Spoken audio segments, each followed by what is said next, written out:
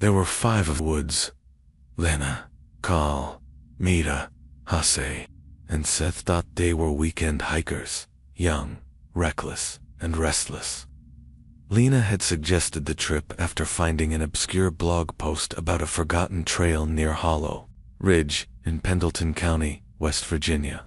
It wasn't on any official maps. The blog had vanished a week later. That should have been the first sign. The forest welcomed them with silence. Not just the quiet of isolation, but a silence so deep it pushed against their eardrums, making every snapping twig and whispered word sound intrusive. Cal, ever the loudmouth of the group, laughed too much, too hard, trying to fill the stillness with something human. They hiked deep, beyond any recognizable trail. The GPS was useless. Cell signal died 2 miles in. By dusk, the forest was steeped in a golden, dying light. And that's when they found it. The cabin stood crooked on a moss-eaten foundation, half sunken into the earth, like it was trying to disappear. Its wooden slats were warped, bleached gray by rain and time. A single shutter hung loose, creaking faintly with the breeze that had suddenly returned, an unwelcome wind that smelled of rot. "No one's lived here in 100 years, Mira muttered. They should have turned back.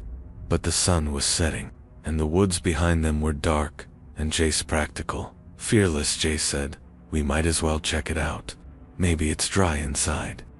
The door opened too easily. Inside, the air was thick and heavy, like old breath. Dust hung in sunbeams slanting through cracks in the wood. A stone fireplace dominated one wall, stuffed with blackened kindling. Animal bones, hundreds of them, hung from strings across the ceiling beams, clinking softly like wind chimes. "Jesus," Seth whispered, squinting at the bones. "What kind of cabin is this?" No one answered. There was something carved into the far wall, crudely etched into the wood. "Do not dig. Do not call her name. The ground remembers." Cal laughed nervously. "Looks like someone watched the Blair Witch too many times." Lena didn't laugh. She was staring at the trapdoor in the corner, barely visible under an old woven rug. Lena knelt beside the rug.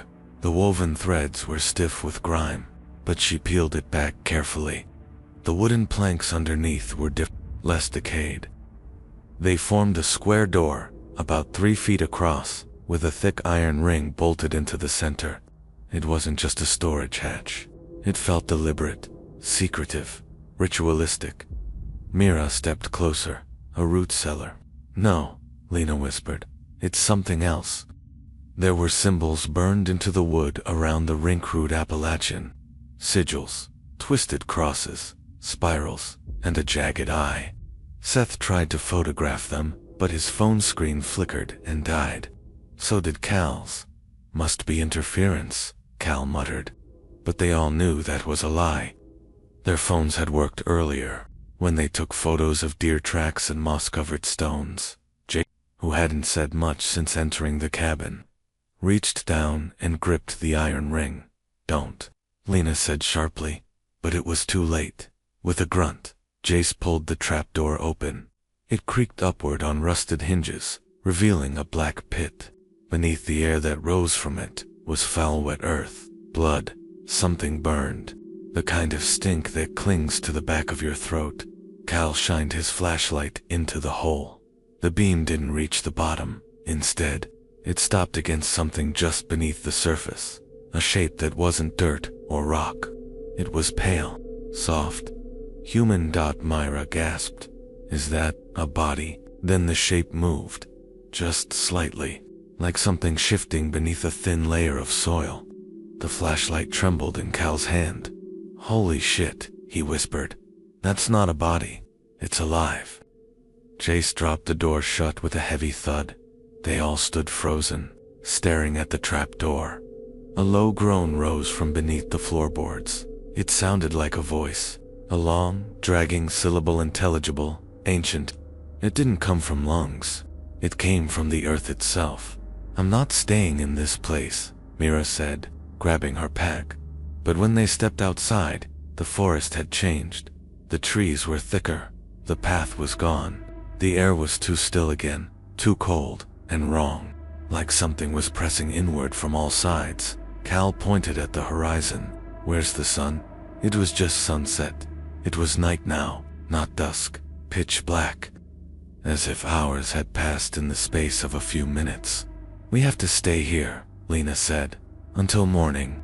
We can't find the trail in the dark. Jace hesitated, then nodded. We'll lock the trapdoor, and we don't touch it again. But none of them saw the small crack in the corner of the cellar door, just wide enough for dirt to breathe through, or the way the earth beneath the cabin moved, slowly, patiently, like something was waking up. They barricaded the trapdoor with the old cast-iron stove and a broken dresser, stacked high with debris. No one spoke much after that. The cabin seemed colder, though the fire in the hearth crackled steady. Time dragged. Watches ran backwards. Their flashlights died despite fresh batteries. At 3:33, Amira noticed the time first. They heard scratching. Not from the door, from the walls. Seth pressed his ear to the boards. It's outside, he whispered. Something's walking around the cabin. Jace stepped quietly to the nearest window and peeled back a piece of rotten curtain. There was no one there, just woods, endless and starless. Then, movement. Far back between the trees, a figure, small child, dash-sized, but wrong. It stood impossibly still, half shrouded in fog that hadn't been there minutes before. No face, no eyes, no mouth, just blackness. Where a head should be, then another and another. Dozens of them, forming in a loose circle around the cabin, their arms hanging at unnatural angles, their heads tilting like broken marionettes. They didn't move forward. They didn't need to. Their presence pressed inward like air pressure, squeezing breath from the hiker's lungs. Cal stumbled back. Those aren't people. No, Lena said. They're watchers. What the hell does that mean? Lena trembled. There's a story my grandmother used to tell about the woman buried alive beneath the mountains. A witch. She wasn't killed like the others. She made a hole that led straight to hell. They called it the witch hole. Seth shook his head. No, that's not real. It is. They said she sends out children with black eyes and no mouths. Watchers. They're not alive. They just wait until someone's stupid enough to open her door. The trapdoor groaned. The iron stove scraped across the wood floor by itself. Nope, Cal gasped. Nopey, nopey! Nopey. The room dropped in temperature instantly. Frost curled across the windows. The fire sputtered and died, and from the cellar came the sound of breathing. Slow, wet inhalations, like lungs too large to fit inside any human. Chest. Then something whispered, not in English, not even a language they recognized, but they all heard the same thing. In their heads. Let me in. Let me in. I've waited long enough. Lena collapsed, convulsing on the floor. Her eyes rolled back, lips muttering in tongues. Mira screamed, trying to hold her down, but Lena was seizing violently. Then she stopped, still cold, and then her eyes opened. Jet black. No irises, no whites, no soul. From her mouth came a voice that was not her own. You've opened it. Now you all belong to me. Lena stood unnaturally still, her limbs hanging loosely like a puppet waiting for strings. Her mouth remained parted, but the voice that issued from it wasn't shaped by her tongue. It leaked from her, like gas escaping a grave. The roots of this forest are veins, and they remember you. Cal backed away until he hit the far wall, eyes wide. That's not Lena. That's not Lena. But Lena turned to him slowly. Her head tilted. A grin tore across her face like flesh splitting from within too wide. Too sharp, Myra screamed. Seth grabbed an old fire poker from beside the now dead hearth and stood in front of the others. Don't come any closer. Lena's black eyes blinked slowly once, then she laughed. Not a human laugh, a rising, chorus-like echo, as if dozens of children were giggling beneath the floorboards, in mimicry of something they didn't understand. "The hollow children are hungry," she rasped. "And they've tasted new blood. And they've tasted new blood." The walls and not creaked, moaned, like the timber itself had lungs filled with rot and dirt. From outside, the watchers began to move, not walking, but twitching, crawling, dragging themselves forward with jerking spasms. Their legs bent wrong. Their hands were tiny and shriveled, but left smears on the fogged glass as they scraped at the windows. One of them opened its mouth. There was no tongue, no teeth, only dirt, and inside that dirt, maggots, out the back. Mira shouted, grabbing Cal's arm and dragging him toward the rear door. Seth swung the fire poker, forcing Lena back, but she didn't fight. She smiled and let them run. They burst out the back door into the woods, branches slashing their faces, roots grabbing at their ankles. The forest was no longer quiet. It howled with a low female moan that vibrated their bones. It wasn't wind. It was her, the one beneath. "She's using Lena as a vessel." Mira sobbed as they ran. "We have to break the link. We have to go back and seal the hole." "Seal it with what?" Seth shouted, but they stopped dead in their tracks. The woods ahead rearranged themselves. The path they came down was gone. The trees stood too close now, packed like ribs around a black, pulsing center. No leaves, no sky, only bark and something squirming just beneath it, like veins under skin. Then they saw the children, dozens of them, stepping out from behind trees, emerging from the fog, their eyes like ink spilled in milk, wide and bottomless, mouths sewn shut with hair. Some wore shredded 19th century clothing. Others dripped with mud and ash. One clutched a cracked porcelain doll with a face exactly like Mira's. They spoke without speaking. "You broke the seal. You stirred the hollow. Now you must feed her." Behind them, Lena's voice called out, "Bring them back. Bring them back. To the witch hole." The children were getting closer. Cal's breath hitched in his throat as he stepped backward, nearly tripping over a gnarled root that hadn't been there moments ago. The forest had become a labyrinth of bone-colored trees, twisting unnaturally into the sky. The children moved without sound, as if gravity didn't apply to them. Floating just an inch above the dead leaves, their sewn mouths twitching with anticipation. Mira clutched Seth's hand tightly. "We have to find the witch hole before they do. If we close it, maybe we can stop this." Seth nodded grimly, fire poker still gripped tightly. "But we don't even know where it is." "We do," Cal whispered. "I saw it." They turned to him. "When?" Mira asked. "In the cabin, before Lena changed." I looked down through the rotting floorboards near the hearth. There was something under there, something huge, breathing. His voice broke. It wasn't just a hole, it was alive. A sudden, splitting scream erupted behind them, Lena's voice. Except it was layered, corrupted, amplified as though passed through 1,000 mouths. The children began to hiss, and then they ran. The trio sprinted through the forest, now pulsing with dark energy. The trees bled sap the color of old blood, and strange glyphs shimmered on the trunk, symbols not meant for human eyes. As they approached the cabin again, the air grew colder. Each breath stabbed their lungs like ice. The cabin stood hunched, almost caved in now, as if the earth were trying to consume it.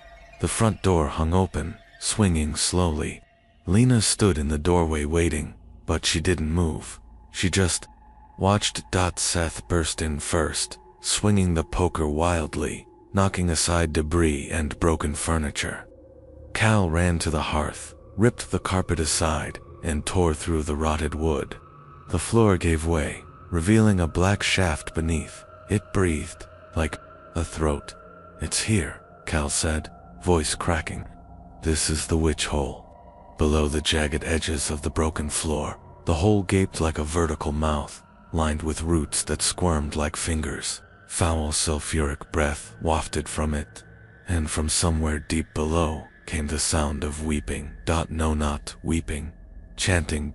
Mira knelt beside the hole, pulling a bundle from her backpack. Salt, old pine resin, iron nails. My grandma's protection kit. She was part Cherokee. She told me about burial holes, cursed places that fed on pain. You know how to seal it? Cal asked. I'll try. But the second she began placing the salt, Lena screamed. She flew at them literally, flew, her body stretched unnaturally, hair snapping like wire in a storm. She struck Seth, sending him flying across the room. No, Mira screamed.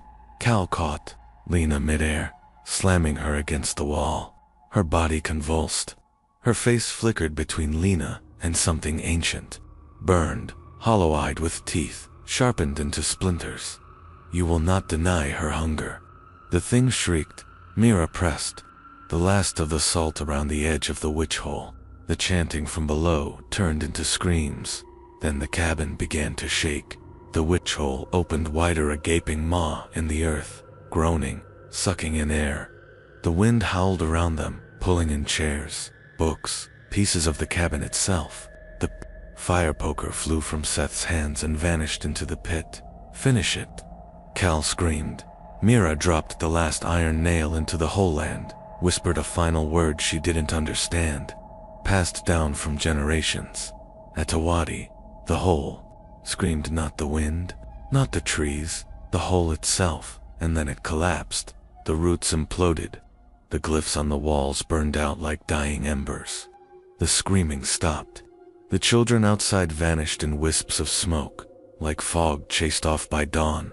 Lena collapsed, unconscious, her black eyes slowly fading back to blue. But as silence fell over the cabin and the three survivors stared into the no-closed wound in the earth, a faint voice drifted from beneath the floor. She was only one of many. They didn't speak much on the way down the mountain. Lena had no memory of the days she was gone. She kept asking what happened, why her arms were bruised, why the trees looked wrong. Cal, Mira, and Seth gave her fragments of the truth, but the full horror remained buried between them, like the hole they'd sealed. The forest was different now, too quiet. The birds had not returned. The trees still bore scorch marks, shaped like screaming faces. The three survivors sensed that the witch hole might be sealed, but something had changed permanently. The land itself had been touched back in Charleston. They tried to resume normal lives. Seth filed a police report about missing hikers, but no bodies were ever found. The old woman's journal, the one from 1897, was burned in Mira's fireplace, along with the rest of her protection kit.